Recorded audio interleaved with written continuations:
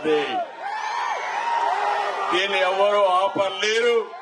అయితే ఇంట్లో పడుకోవద్దండి, మళ్ళీ గెలుపు మందేని ఇంట్లో పడుకుంటే ఎదరికం నుంచి ప్రతి ఒక్కరిని పైకి తీసుకొచ్చే విధానానికి తెలుగుదేశం జనసేన శ్రీకారం చుడతాం.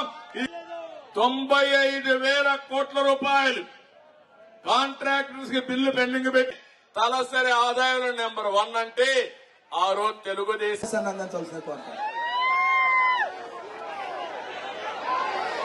తన వయసును కూడా లెక్క పెట్టకుండా రాత్రింబౌళ్ళు కష్టపడి దూరదృష్టితో విజయంతో అభ్యర్థులు ఎవరైనప్పటికీ కూడా వారి విజయం కోసం శిఖరం వేసే విధంగా మనందరం కూడా ప్రయత్నం చేద్దామనేటువంటి మాటని చేస్తూ ఈ రోజు రెండే విషయాలు మీతో మాట్లాడాలి. మాట చెప్పినటువంటి ఇద్దరి నాయకుల యొక్క స్ఫూర్తిని మనం తీసుకుందాం. పై స్థాయిలో